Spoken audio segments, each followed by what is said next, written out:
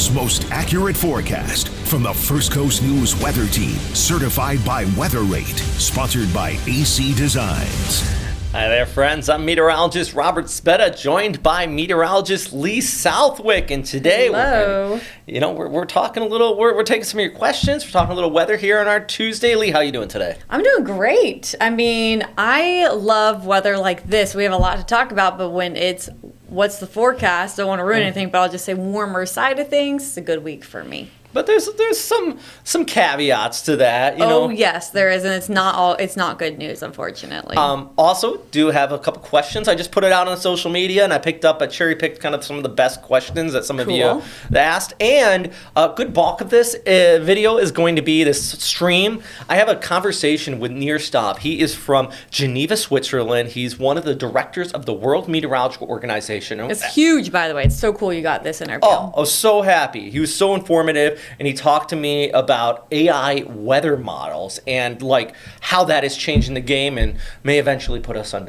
of a job. So let's hope not. Not cool. But I'm really interested to see what he had to say. I mean, that's a very important person in the meteorological world. Really, like we're talking worldwide, obviously World Meteorological Organization. So really excited for that interview, Robert. All right. So first, let's get to the forecast out there today. Actually, I want to start off with national temperatures here because we got that cold air off. Look at Bismarck, Lee. And then, sorry, go ahead. No, sorry. I said no. Just no. The southeast and also parts of Texas seeing some very warm temperatures out there today. But I want to change our attention over to the southwest. Have you seen what's been going on over in California? Tell me all about it. Well, they've been seeing some flooding. It's just this cutoff low pumping in moisture. It's not quite a like a bomb cyclone, but it really has been pumping the rainfall onshore there across parts of the southwest. And then this heads into places like Arizona. You see southern areas of Nevada, Vegas seeing a little bit of rainfall, and it's just an abundance of moisture. Now, overall, this low is going to work its way towards the east, and it could by next weekend increase our rain. But you were just saying you dropped down the precip for our forecast over the weekend. Is that right? I did. Well, it depends on what day you're talking about. So this morning we had 30% on Saturday, 10% on Sunday. I went 20-20. I'm not impressed with the rainfall that we will see so far from what we're about to look at together here. And also, while yesterday it was really pinpointing Saturday, some models this morning kind of slowing it down and having that rain actually come in on Sunday. And so that's why I just kind of split both days. It's one of those we have to watch and wait and see how strong it stays to see how much rain it brings us, and we need it to bring us rain. And then also the timing, how fast or slow that's moving. But one of the reasons why probably not going to see a lot is this right here, right? The ridge of high pressure, which is just keeping things dry but also warm. Yeah. What days do you think we could be seeing actually record-breaking, or at least near record-breaking? Wednesday, Friday, and Saturday. So several days of warm air out here. The problem, though, as Lee just alluded to here a moment ago, is the caveats. So what do we got going on here? It's just too dry, right? It is. Okay, so we have, that's extreme drought that you see for places like Waycross towards Folkston, all of that red there, that deep red. That is extreme drought. And then the orange, so for places like Lake City, that's a severe drought. Even the sandy color, which encompasses a lot of Duval County, up into Fernandina Beach, coastal southeast Georgia, that's moderate drought conditions. So still under drought for a good portion of Jacksonville. The only areas here not under any sort of drought-like conditions would be St. Johns County and Flagler County. But Robert, when we take a look at the rainfall that we've seen recently, what's normal for the month of November, look how little rain there has been for places like St. Johns and Flagler. So although right now they're not technically under that drought condition, I'm afraid we're about to start to see that too, because we've had a big fat goose egg for measurable rainfall at the Jacksonville airport over the entire month of November so far. Not any sort of rain. So we really need rain over the weekend. And again, it's not looking like a lot, looking maybe 20%. And so with that said, as Robert pulled up here, the ground is so dry, the air is so dry.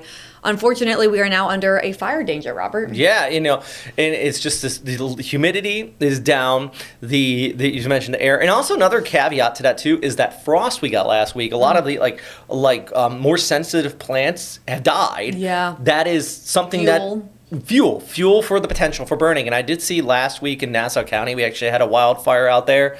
So that fire threat is there. It's not incredibly high, but it is definitely there. The winds aren't bad enough to be under sort of red flag warnings or anything like that, but we just want you to know that it is dry enough that if you're not careful with your cigarette or please no bonfires, but anything like that, any sort of spark, if your car is sparking, if you're dragging a chain or anything like that, that grass can catch on fire like that.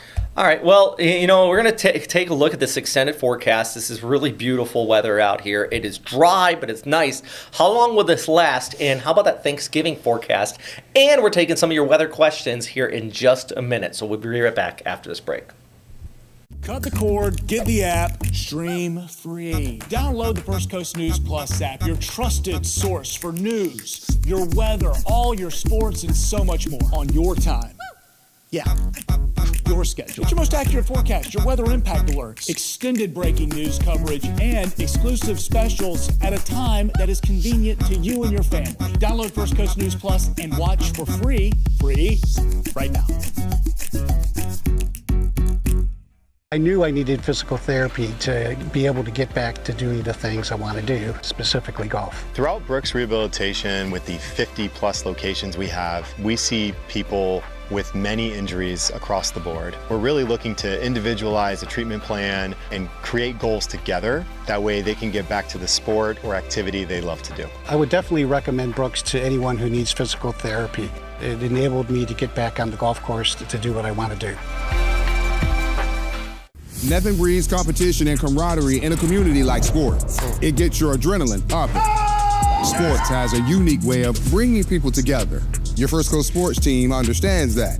We go beyond the X's and O's and to the heart of the game, where wins don't always make winners and the L's don't necessarily make losers, and where the highlights sometimes mean more than the trophy.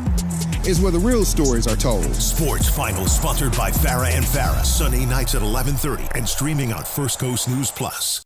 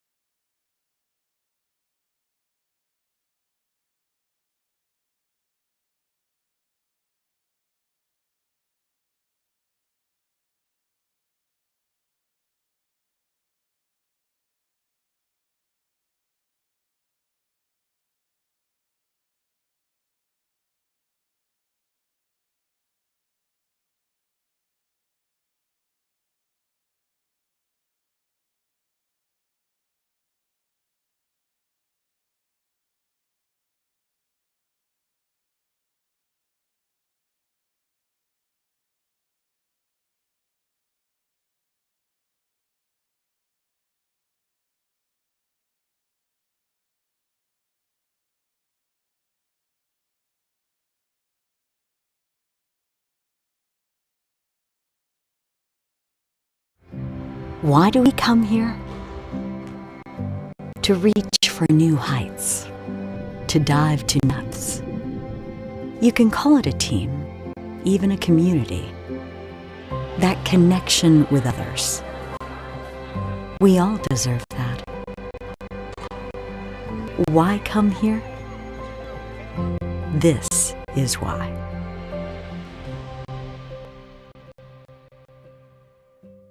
Swing to luxury, where golf and community come home. Located in St. John, Florida, Stillwater is a premier 55-plus active adult where golf is in your backyard. This bundled golf course community features a championship 18-hole course, top tracer practice facility, and resort-style amenities. Whether perfecting your swing or connecting with neighbors, Stillwater offers the perfect blend of relaxation and recreation. Live where every day feels like a getaway. Maybe you're new to all this streaming, OTT, on-demand stuff. You need a trusted news and weather source, and we've got you with First Coast News Plus. That's some pretty serious cold. Accurate forecast, your weather impact alerts, heavy law enforcement presence, extended breaking news coverage, news right now out of Camden County, Georgia, and exclusive specials all on your schedule. So download First Coast News Plus and start for free. Well, I am here with Nir Stav from the World Meteorological Organization. Sir, thank you very much for taking time to talk with me here today about the future of weather forecasting and how it's kind of changing with AI models becoming much more prevalent today. First off, so do you mind introducing yourself and where you are joining me from here? Yeah, so I'm sitting in WMO, which is the World Meteorological Organization. The headquarters sit in Geneva, and we are the organization that helps coordinate the work of meteorologists all around the world. Be it in modeling, like the talk we have today, or in measurements and satellites, and all those things. So, but we are only the secretariat sitting here in Geneva. Actually, WMO is a network of the meteorological services around the world. So wherever you are, you have the National Meteorological Service. It is a part of the WMO community. And it really is. I do have to give a shout out to the WMO because it's one of those like global organizations that everybody partakes in, and it's absolutely incredible what you guys do. So you're the people I want to talk to about the changing and the future of meteorology, and specifically related to AI. So I'm going to put the first question, the basic question out. So when we talk about AI weather models, a lot of people, they see AI and they imagine ChatGPT or something like that. But what is an AI weather model and how does it differ from your classic numerical models like the GFS or the ECMWF or anything like that? So actually, there are various types of AI, and some of them may look like the Chat GPT thing. At the end, it might work like that. So at the end, you might have GPT that you will ask, should I take the umbrella now that I'm going to walk with the dog or not? And you'll get an answer. But we are not there yet. So the current models are trying to do something very similar to the regular models, and that is to simulate what will happen in atmosphere. So we have what we call the grid. That is, you take all the data and spread it in equal distance around the globe and various levels. And you have temperature, humidity, and wind, and clouds, and all those atmospheric components. The weather models simulate it. Say, okay, if this is the situation now, what will happen in the next step, and then next step, etc. And you try to go to the next days and maybe even next weeks, right? So that's up to now. All this modeling or simulation of the atmosphere was done by using equations of physics, Newton laws or whatever, fluid dynamics, although thermodynamics, all of them are there inside, and they are crunching those numbers and producing the forecast. What AI does is that AI does know physics. So it's a different approach, and you may call statistical approach, because what AI is trying to figure out the statistical relations actually between what's happening now and what happens after a while and what happens next. So the methodology is to try to get in as much as data as possible about the history. This is called the training period of an AI model. You feed it with this is what happened, and then this is what happened 6 hours later, and this is what happened 6 hours later, and the next day this is what happened, and that is what happened 6 hours, etc. And in that way, the system learns from those things, and intelligence in a way that is very similar to the way our brains, when we try to understand the world, we do it with equations, right? We have, a network inside the brain that is doing exactly the same type of mathematical calculation, and is learning from experience, right? So that's what the AI models are doing. But actually, when you learn from experience, you learn physics, not implicitly. For instance, everybody knows that if I take a ball and lift, it will fall to the ground, right? When experience, not from then, of course, if we are a student in university, we know to calculate how fast it will move, etc. But the AI methodology is similar to that, and it is already producing very accurate forecasts. And I guess that is, well, two follow-ups there. So it learns. So if it gets something wrong, does it learn like, okay, next time I should do it this way? So, for example, if you have a storm going in one direction, actually goes in a different direction, does the AI see that and go, okay, in the future, I know that if this happens, this happens? Is that what you're kind of saying here? Actually, yes. So it learns from errors. Actually, it has something that is called a cost function. That is, you tell it what is right, what is wrong, and then it starts to adjust its it's called weights, the inner calculations, to try and reduce the cost, to try to reduce. And if you give it a good, definition of what error is, then the mathematical model or the system will gradually get to a better and better result. That's the essence. Can retrain. So it to something it works, but then you have a new data set you can read, and it will improve. So I guess the elephant in the room, the big question is, how does this match up then against numerical models, the classic, the old school models and the AI models? Having it being better, because I have seen some of them are getting pretty good at like tropical weather forecasting. There's some evidence there. What from the role of WMO has these AI models made a difference in how we forecast and more accurate? So yes, so this is one of the things what we are trying to do, and as I said, it's not a group here in Geneva, but a group of meteorological experts around the world that are sitting and trying to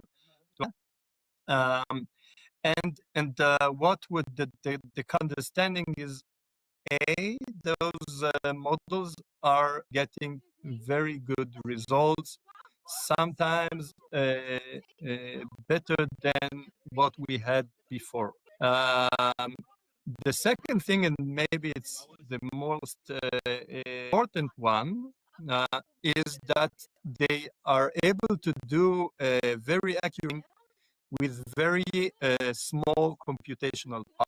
That is the amount of computation needed to run a global model simulation of the entire globe is orders of magnitude lower. So it could be tens of times or even 100,000 times faster calculation than the typical numerical weather prediction, which means you run a global model on a PC. Up to now, you needed some super compute sophisticated data centers to run them.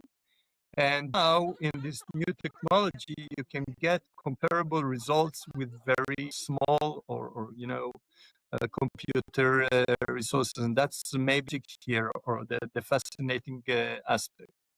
We see it outperforming regular some aspect, but not in all of them. So for instance, you talked about tropical meteorology. So one of the things we see that the hurricanes are actually forecasted better by the AI system.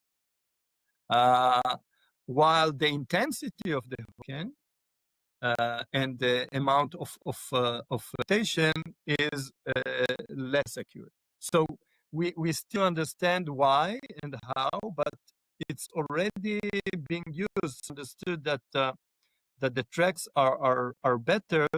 Now hurricanes, etc., look very seriously on those tracks. That's interesting. Speaking of tropical, then, so because tropical meteorology is not just local to one spot or another. In the United States, I feel like fortunate that we have hurricane hunters, a lot of balloons launched, but that's over land. So out over all of these very data sparse areas, numerical models, I understand they need good initialization. Those original factors are kind of more accurate. Does the AI model need that? Is it a little bit different in, like, especially those data sparse areas? So as far as we understand today, and still under research, like any other model, garbage out. So if you don't feed them with good initial conditions, etc., you cannot get good results. So there's no magic there. They are more efficient, calculation, but if you don't have data, you can't forecast. So I know this is a emerging technology. I'm kind of going to put you on a spot here. Where do you think this technology with the AI models will be 10 years from now? And it doesn't have to be exact, but just kind of like what are your ideas? Is this going to be the future of meteorology forecast?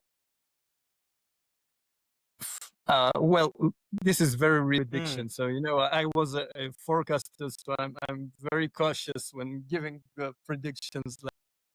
Absolutely, I understand.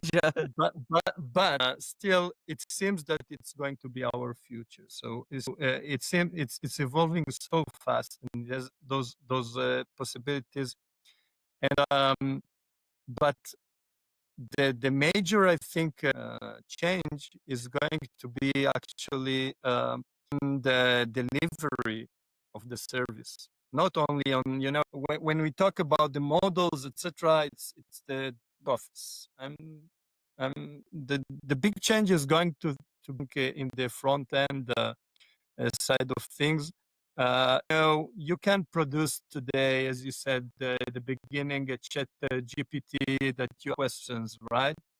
So, as I said, able to have an application where you will ask questions and get automatically, Wow. you're able to get the answers not only in text, also in video, right? So that your AI application that give you images, videos. The videos don't need to be, horses riding on the or. It can be a forecaster standing in front of you and giving guest, right? So think about that kind of a I start thinking about my job here. Yeah, like goodness. All of us probably need to. Yeah. Wow. Well, it really is interesting talking with you on this. Just is evolving so much. Some say, and I know you're the expert in this, but something I always say is like today, worst it will ever be, in the sense that tomorrow it's going to be better. It's like this technology is changing so fast. So it's really important to talk to you about this. So thank you very much for taking time with me. Last question is there any resources via the WMO people learn more about this? And do you have anything new at the WMO coming to share since you're talking with me here right now? The WMO, our effort is on working with the community of experts to understand. We don't want forecasters around the world to start tools that are not accurate enough. They need to know what is available. They need to know how to use them and when not to use them. So actually, for professional, this is a very interesting work, and really, so we have webinars and we have technical meetings, etc. And I really encourage methodologists and experts to join those events. We just had in September, with the tech companies, with the methodologists, talking about how to work together and do those synergies between the private and the public sector. We are starting a webinar series, so there's a lot to follow, and there will be probably fascinating things happening. Well, thank you very much for taking the time to talk with me. Then it is all very fascinating to me, so I appreciate your time. And yeah, I hope you have a great day. You too.